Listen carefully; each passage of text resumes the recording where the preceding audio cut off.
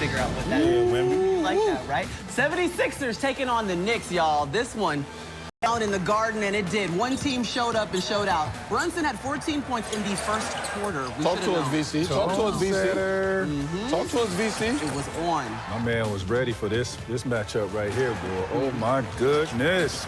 Way to show up and show out. Knicks shot at 65.9% from the field in the first half. Yeah, this pretty much wasn't a game. Yeah, didn't miss much. Didn't miss much. Cat was going off. Brunson couldn't stop nailing threes. 27 points in the first half, 35 points on the game. He tied his best first half of the season. Spike is in it. I saw Detective Stabler was out there, too. Here comes OG. He made 22 of his last 22 shots in the playoffs. It's getting late. Stabler. He needs to do some investigating. He does. We got to figure out what's going on with these 76ers. This don't even They look got right. a bench coming in, shooting, firing away. Come on, Jimmy, get them together. That was Tyler Kolek, by the way. Justin Tuck. 19 threes on the night, set a new franchise playoff record. Wow.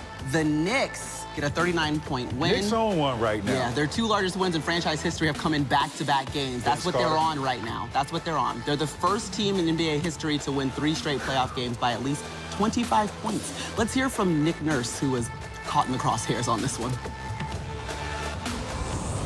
I know that wasn't any fun. It wasn't any fun to sit there. It wasn't any fun, to be a part of, to be honest, and watch. But it's 0-1. Doesn't really matter if it's 6 points or 36 or whatever the hell it was. It's 0-1, and we got to wash that one away and get back. And we're gonna have to find and provide much more energy and physicality and that kind of stuff. Yeah. So a 39-point loss for Nick Nurse and the Philadelphia 76ers. Let's start with the good, Melo. Let's start with the good. The Knicks. Before in the pregame show, we said it's a little bit of a Jekyll and Hyde team. We've seen a Knicks team show up that loses it down the stretch and loses by 1 point a couple of times to the Hawks, and then we saw the one that blew them out by 51 points in Atlanta. That's the team that showed up in New York. Why is that? Where's the consistency? What are they building on right now? I think the confidence. I mean, if you go back to the Atlanta series, them last 3 games, they came out ready to play. And I think being able to rest, in between that series and this series was a big key to that. But also the attention to details, right? Offensively, JB got it going in the first quarter, set the tone, which he always does. But defensively, they just was smothering Philadelphia 76ers, man. It was almost, we were sitting here watching it like, man, we can't believe what we're actually watching here. But the Knicks defense showed up. You can see here, you see how they shifting it. They shifting the court. They getting into passing lanes. They getting steals. Kick ahead, OG, get the fast break layup, get the fast break dunk. Right here, Cat. Cat is usually back, right, in that drop coverage. But VJ is not coming off the 3 pulling that. So Cat got a chance to play in between that.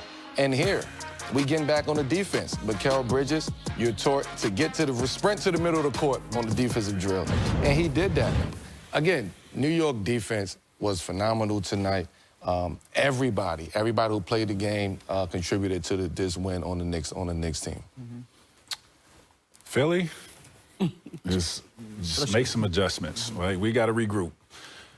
New York did what they were supposed to do, right? They hit hard, they hit first, they hit last. They hit second. They did. All the hits. They had all the hits. But, I think with Philadelphia, obviously wasn't ready for the magnitude of what this game was in Game 1. And, I mean, the score says that. But you still have Joel Embiid, right, healthy. He rested in his game. Actually, all 5 starters rested in the fourth quarter. So we expect this to be a different game in Game 2. And I expect Maxey to be a little bit more aggressive coming downhill. Feature Joel Embiid a little bit more. For me, he did his job of getting those guys in foul trouble. It really didn't pay off for him because they didn't play no defense in this game. Defensively, they have to be a totally different team in terms of being aggressive and hitting with their physicality. We didn't see that because Brunson got whatever he wanted in this game. I'll say it was a quick turnaround for him, so the game plan can't be as, sophisticated as they probably wanted it to be. It kind of had to, somewhat simple just to get them prepared. Now they have some film to kind of game plan, I think, for Game 2.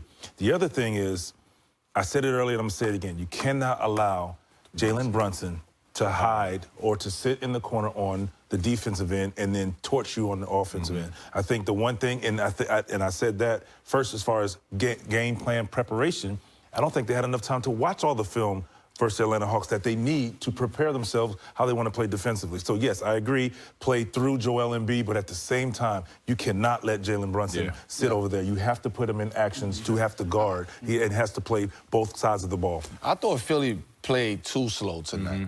I thought they went through Joel and played through Joel too much tonight. And instead of picking their spots and letting the game build up, they started off the game going to Joel.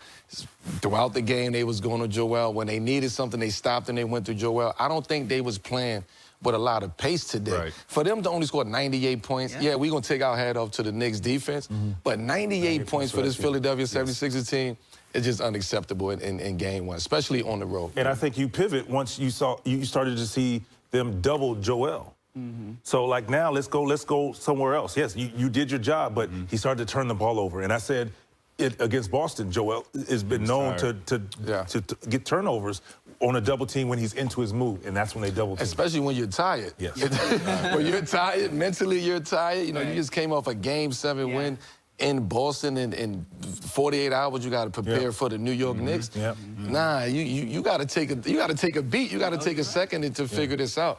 But I think Philly would be better, a lot better in Game 2. I'm interested to see what adjustments the Knicks make, because after winning a game like this, you're going back like, what adjustments we need to make? Now it's on Philly to make their adjustments. Right.